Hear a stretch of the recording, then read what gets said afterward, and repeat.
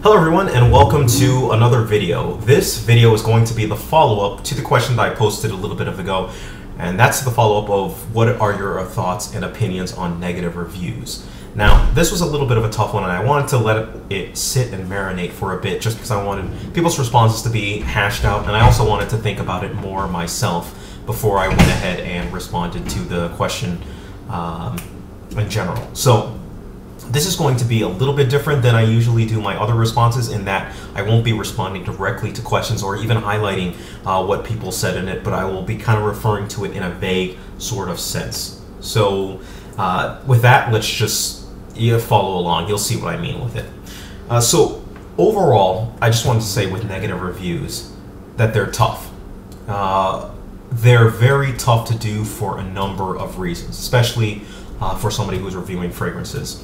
The positive reviews, if you look on YouTube, far outweigh the amount of negative reviews that you're going to see on fragrances. It's not even close. It's a staggering like 10 to 1 that you're going to see for positive reviews versus negative reviews, and there's a specific reason for that. But a couple reasons that I can think of just right off the top of my head are: first off, most people review off the bottle, right? Most people review off bottles that they own, in other words. So there are people who do review off of samples, and there are a good amount of people who review off of samples. But what they find out, and what usually happens when people review off of samples, is you're going to get these little comments here or there. You're going to get comments like, "Oh, you're not using enough juice. You're not using enough fragrance to be able to test it out to its full extent." Or, "Are you sure that's the real fragrance that you have? Maybe you got a bad batch. Maybe you got, maybe somebody pulled a switcheroo on you or something." There's always some little, comments or little things that pop up when people review off of samples. And that's actually one of the main reasons that I only review off of bottles, to just completely eliminate all those little questions, because those questions and those comments, they come and they just nitpick at you like crazy, and going off of bottles helps alleviate this. So that's kind of one of the reasons why inherently you see more people review off of bottles rather than off of samples. It gets rid of all that, back-end questioning, stuff like that. So yes, you experience less issues with validity. As you go along, kind of with the review,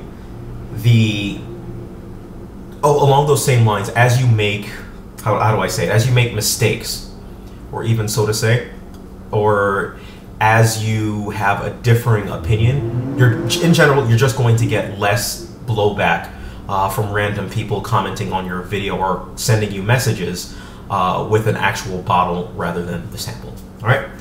Now, with that in mind, if most people are reviewing fragrances buying off the bottle, then it stands to reason you're not going to have many people who buy fragrances that they don't like, who are going to spend $60 to $300, $400 on bottles that they don't like just to review it and give it a bad review and be stuck with $400 worth of fragrance that they don't like. It's just not going to happen, and it doesn't happen very frequently at all, right? This is why people like Robes is so valuable to the community. It's extremely rare to have somebody who has that much of a capacity, whether it be financial, whatever you name it, to be able to go out and buy just fragrances left and right and give them fair and honest reviews based off of what he thinks of the fragrance. There aren't that many people who are going to be able to do that. Once you start to come down more towards the $60, $50 range, it's not as bad. You're going to find more people doing it. That's kind of around the range of what I do. But even giving, those high-end fragrances, negative reviews based off of that, you're just not going to see that many. So in that respect, he's rare on that side. Fragrance Bros also does something similar and really doesn't hold back on their opinion for it, which is also good. There are many other people who kind of do the same thing, but overall, in general, just generalizing here, that's not what you're going to see. People just people for the most part don't buy bottles that they don't like. And that's one of the many reasons that you're going to have for very overwhelmingly positive reviews that you're going to see on YouTube rather than negative reviews. So the second part of the reason negative reviews are so hard is that giving a negative review is inherently hard itself. I think what a lot of people do when they first start reviewing, or even when they come in general and just kind of give a review to something, is that they expect is that they don't really have a proper protocol or even a way to kind of give their feedback of something that they don't like. Now, everyone has different styles. People review much different than I review. I'm very tempered in the way that I review. If you haven't seen most of my reviews, even on stuff that I don't like, I'll give my honest opinion, and I won't completely trash a fragrance, because most fragrances, have some redeeming quality to it, right? But there are other reviewers who go through, and if they don't like a fragrance, they're going to completely just cut it off at the knees, which is also perfectly fine. Nothing wrong with it. The problem is there are some reviewers who will then, like, if they don't like fragrance A, for example, they'll say, "Oh, I don't like fragrance A, and anyone else who likes this fragrance is a piece of shit." Now, obviously, they don't say it like that, but they'll say something to the sort of effect. They'll say something like, "Anyone who likes this fragrance must have a broken nose," or "I can't stand this fragrance. People who like this are stupid." Something along those lines. What I'm trying to say is, as you're giving your fragrance a negative review, you don't want to project that onto your audience or people who are reviewing it, which kind of makes it hard, which is inherently a little bit hard. When we don't like sports teams, or when we don't like things, we tend to go after that. And when reviewing fragrances, it's a little bit trickier. Fragrance Bros brought up a very interesting point on that, and that was the fact that a lot of people, when they go to see reviews, they might not know it, but a lot of people are going to validate their own opinion. They're going to watch it and say, "Oh yeah, he loves this fragrance too, so the reason I bought this fragrance, now it's good. My opinion is now validated," right? Or if they disagree with it, they may take a hard-nosed note or a hard-line stance towards it. Now, again, this is just generalization. Not everyone is like this. Not everyone is going to fall in this category, but generally, it's true. And so that's kind of why you want to avoid, or as reviewers, we want to avoid or try to avoid insulting our audience for that point. Unless that's your shtick, unless that's kind of what you do, then whatever, go ahead. But the one thing also that is kind of a little bit interesting of it is that giving a negative review in itself is a skill, or giving negative feedback on something, without being insulting itself is a skill. It's a skill that I had to develop in my professional career along the lines. Like, if a product or something is bad, or a release is bad, or somebody's suggestion is bad, I can't flat out come out and say, "Hey, this idea sucks," or, is a piece of shit. Eventually, it's going to affect it's going to affect your team, it's going to affect morale. It's something that you have to learn to deal with in general. And so that's another reason why, negative reviews are a little bit more rare. Or, I'm sorry, not even a little bit more rare, but are more rare in general. Now, the third thing is community pressure, right? Community pressure is, quite simply, I think, one of the biggest, if not the biggest, reason for the way reviews are right now. A couple of reviewers have actually touched upon this, and overall it's kind of a sensitive subject, but I do feel the need to tackle this in here. Overall, if I'm to look at the reviewing thing, it's easier for an established reviewer rather than a newer reviewer to give a negative review, and that's just because established reviewer has already given his opinion multiple times. People more trust him, people know where he's coming from, whereas Joe Schmo coming out of nowhere, or has just been on the scene for maybe a week or two or a month, whatever, may not have that same street credential or street cred. It's the same thing among any community or among any topic you think. I mean, it's the reason why, companies hire ex-ball players or ex-sports or ex-football players to go ahead and officiate and comment on things, because they played the game, they know what it's like, they have the experience, is what I'm trying to say, right? And so that's kind of, the background or back-end thinking of it. Now, which leads me to the hype factor. There are two schools of thought with it, and this relates directly to negative reviews. Hype is a big thing. If a fragrance is popular, there are some people who think that if it gets a bad review, or if somebody gives it a bad review, that they must be doing it in order to gain street cred, or to go against the grain, or to be negative. Now, in some cases, that is true. In some cases, it's not true. I think it's inherently almost impossible for somebody, or for anyone, to make that judgment on somebody else. Now, we can make intelligent guesses.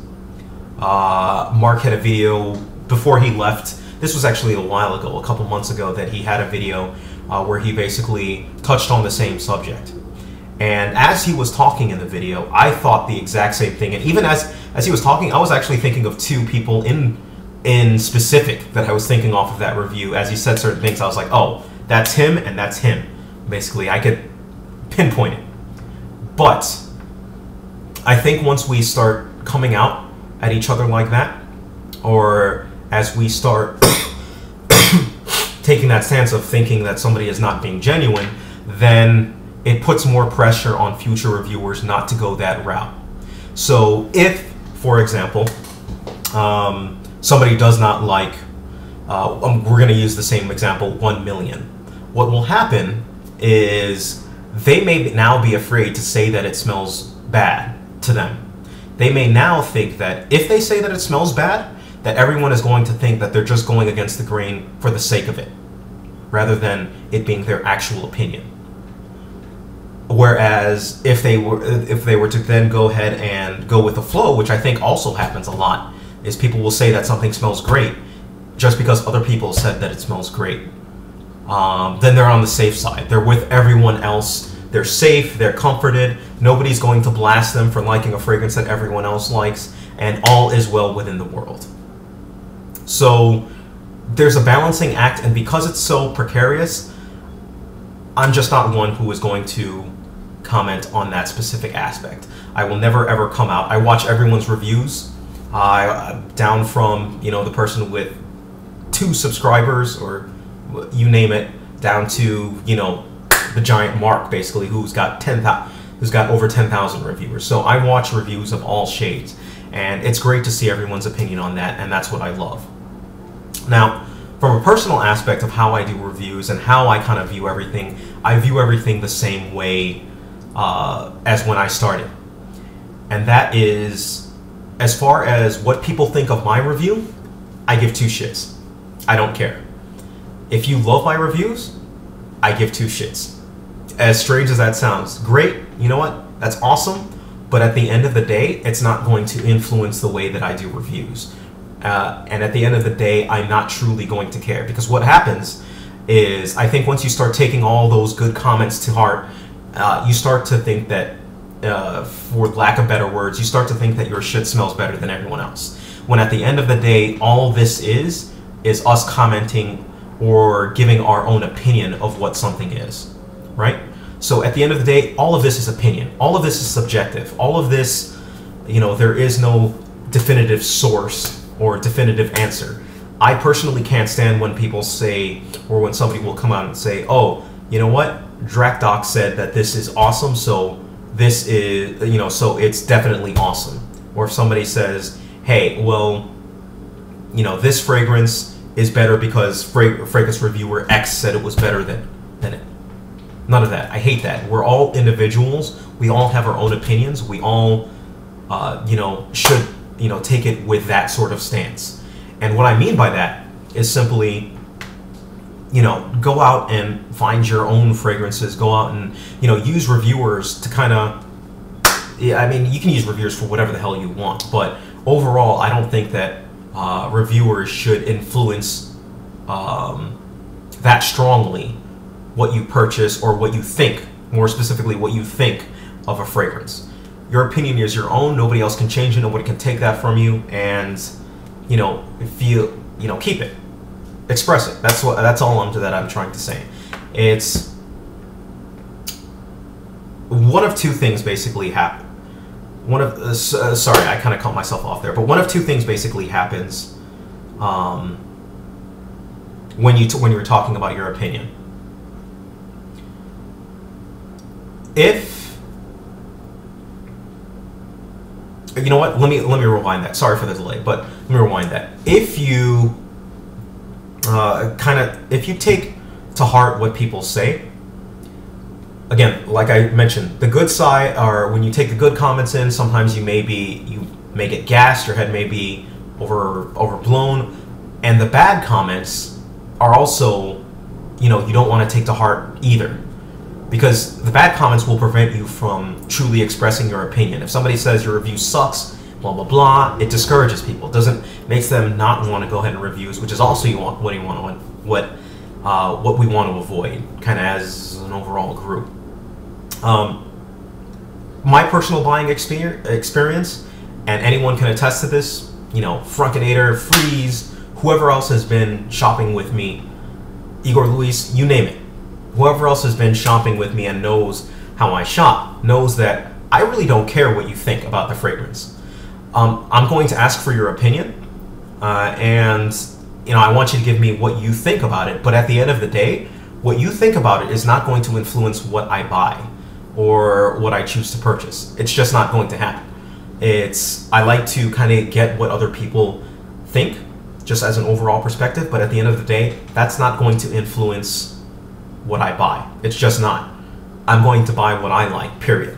If I like that thing that smells like dog shit to all, 30 of you, well, too bad. I bought it, I want it, I like it. I love Muscat Ravageur. There are a bunch of people who hate Muscat Ravageur, who think it's absolute crap. I think it's absolutely beautiful. I will wear it, I will continue to have it. I don't care what those people think. But at the same time, I'm still going to listen to what their opinion is. I mean, I'm not going to get offended by it. But yeah, so negative reviews kind of have all of that encompassed in it. They're tough, but I honestly think they're much needed in the community. So if other reviewers are watching this, give your negative opinions, do whatever you gotta do. Don't be discouraged by what anyone says. If you think a fragrance sucks, say it sucks. It'll save people money. It'll give people a better or an honest opinion, because we all don't smell the same. We all don't have the same nose. We don't have the same opinions. So do whatever you gotta do. That's my long-winded rant. I'm sorry for the poor structure. Can't stand poor structure, personal opinion, but whatever. So if you have any questions whatsoever, feel free to contribute to the discussion. Do whatever you gotta do. Make a response video. I'm actually gonna tie this to Fragrance Bros videos, but take care of yourselves, guys, and have a great day.